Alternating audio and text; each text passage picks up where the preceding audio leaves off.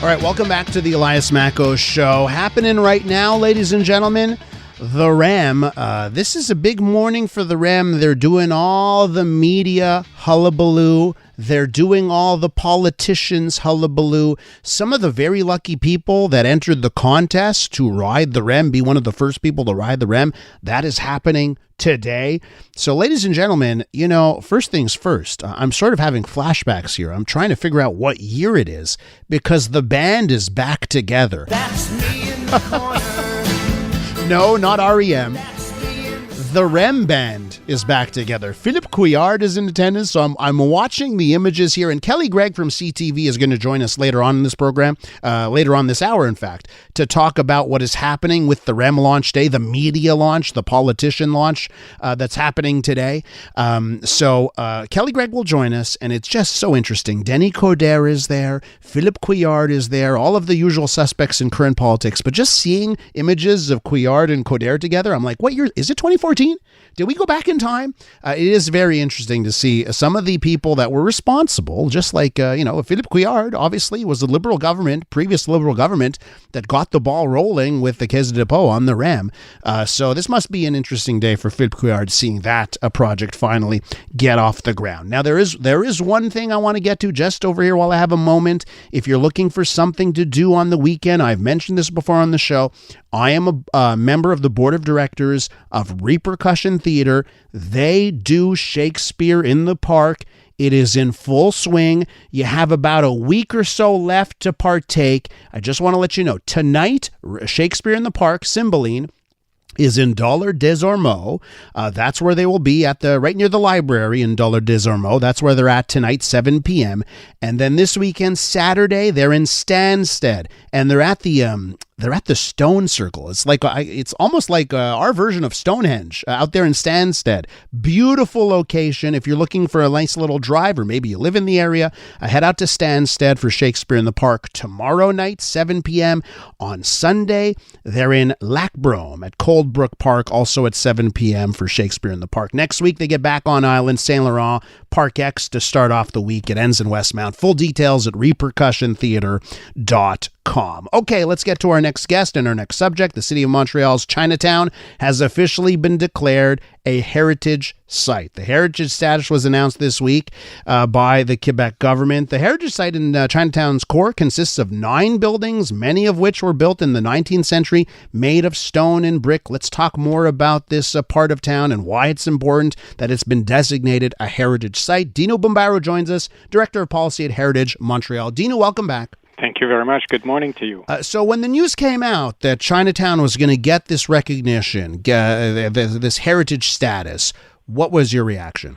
Well, let's rewind a little bit. The announcement of the intent to do so came in January last year. So somehow it's a bit of a confirmation, and the way that this designation is permanent now. It's not just an intent; it's a fact. Mm-hmm.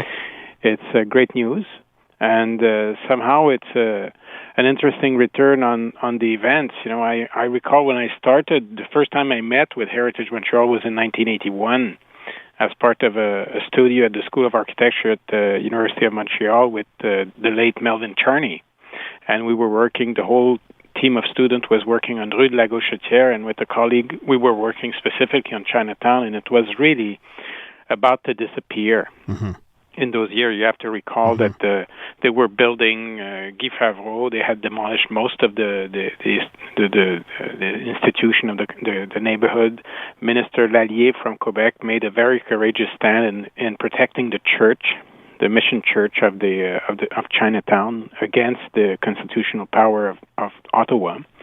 And the Quebec government was about to create the wonderfully picturesque Palais des Congrès, you know. So imagine what was left there. Jean mm-hmm. Drapeau was the mayor and didn't want the Chinatown to expand because he was afraid of ghettos and so on. Whereas today we see it as an asset, and not only an asset for the Chinese community in Montreal. You know, it's a great piece. And the Minister of Culture, Mathieu Lacombe, when he confirmed this a couple of days ago, mm-hmm. was quite enthusiastic in stressing the fact that this is a unique place and it's a reflection of what the society is.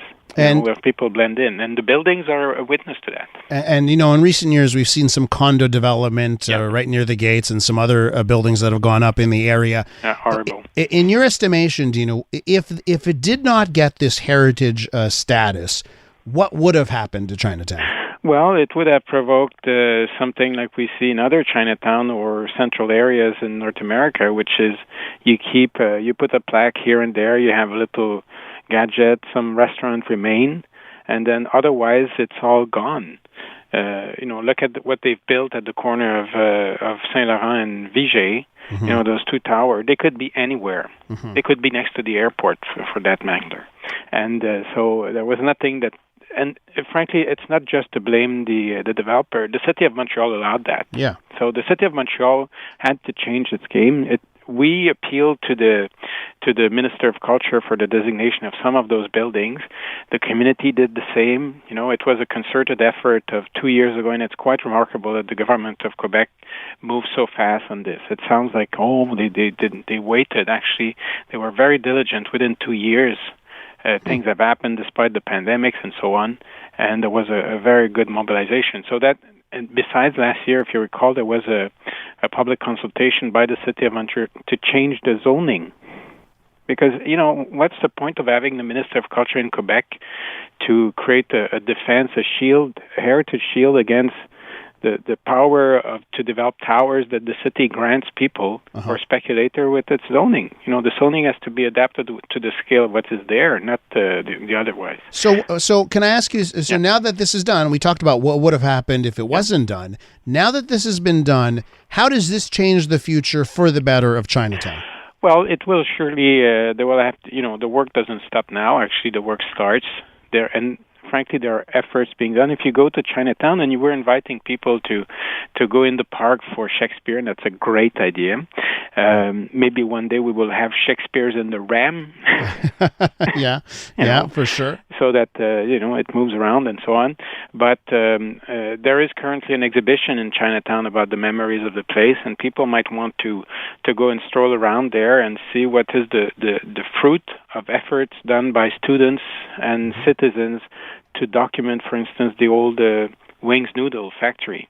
And it sounds like, what is this what's the heritage in there? Well, it's a company that goes back to the early 20th century.